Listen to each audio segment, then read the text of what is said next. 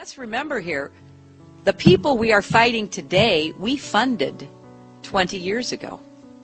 It's the Congress, led by Democrats, who said, you know what, sounds like a pretty good idea. Let's deal with the ISI and the Pakistani military, and let's go recruit these mujahideen, and let's get some to come from Saudi Arabia and other places. Let's be careful what we sow, because we will harvest. So we then left Pakistan. We said, okay, fine, you deal with the stingers that we've left all over your country. You deal with the mines that are along the border. And by the way, we don't want to have anything to do with you. In fact, we're sanctioning you. Yes, he is Jewish, and his name is Simon Elliott. Edward Snowden has already released documents proving that, and a French newspaper has already reported on this. But your Jewish masters in the US, especially your terrorist Senator John McCain, will not allow it to be publicized. And here is the same Jewish terrorist Simon Elliott masquerading as a leader of the Islamic Caliphate. And here he is hanging out with your Senator John McCain, orchestrating and funding the new terrorist group. This is all nothing but a charade. And do not think for a minute this is just an isolated incident. They have been doing this for a long time. It is time to round up and arrest the majority of U.S. congressmen, senators, politicians, bankers, Wall Street executives, and corporate leaders, because they are all guilty of treason.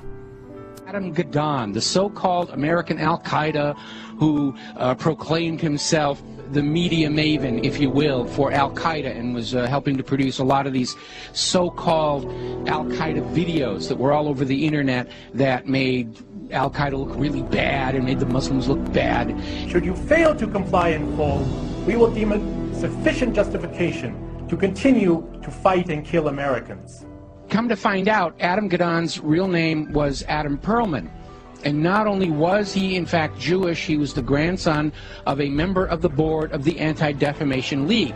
And if you've been following the history of the Anti-Defamation League, you will find out they've been very much involved in covertly supporting a lot of these so-called American Nazi movements. In fact, all the way back, just about the time of World War II, there was this scandal where the head of the American Nazi Party, which had a total membership of like 6, and yet they were getting all this press, was arrested for embezzling from his sponsors, which turned out to be the ADL, so that kind of blew up in their faces. So anyway, we have Adam Perlman, and he's been going around saying, I'm Al-Qaeda, I'm Al-Qaeda, see, I got a turban on my head, I'm a terrible Muslim, gotta hate me, gotta be afraid of me, and of course everybody's laughing at him now because we all know who he is. Okay, so they have brought in the understudy, and there is a new American Al-Qaeda named Yusuf al-Khattab. Ooh, big scary name, and they've got a picture of him out there where he's holding all these guns and knives, and he's dressed up like a wannabe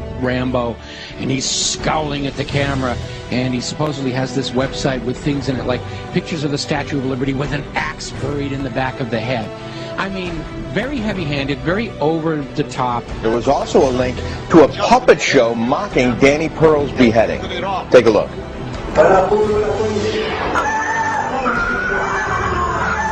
Oh, that's awful. You know, just looking more like a movie prop than anything else here. So, as it turns out, this is another fake. His real name is Joseph Cohen. He's a 39-year-old New York City taxi driver, as you mentioned. He called himself Yusuf al-Khattab, but he was born Joseph Cohen here in America. He is a Jew. And he is another manufactured front to try and convince Americans that Al-Qaeda is actually here in the United States. And this is why we've got to be doing this, doing surveillance on the American people and reading their email and listening to their phone calls and all this stuff, because you never know when we're going to get into a situation with the American Al-Qaeda. And it's all a front. It's a fake. He's up there. He's there to try and create an enemy that doesn't really exist in order to justify the totalitarian treatment of the American people and to encourage us to go and attack them before they kill us. They're already here on the home front. We've got to go bomb those gosh darn Muslims, because they're infiltrating America. And you tell the story about how you tried to find out what the what they call the Mossad when they deal with publicly? I thought it was a reasonable question, but the trouble is you can't pick up the phone book. There's no Langley in Israel that you can look up, CIA, or in our case, the Mossad. We thought we should ask, what shall we call it in English? You can translate the Hebrew words, as I said, Mossad is institute, but when they write a letter to their friends in the CIA or the British intelligence, what do they call themselves? It took a while. It was a matter of asking the Prime Minister's spokesman. The best you could do, because officially the Mossad is under the Prime Minister's office. And I think he sort of wondered why you want to know and all that, so we explained. And he came up with the Israeli Secret Intelligence Service. I mean, if it were to have initials, it would be ISIS. Just simple words like that. Interestingly enough, kind of a British model. The British don't really like the names MI5 and MI6 for... Did you get that? ISIS. ISIS. Israeli Secret Intelligence Service.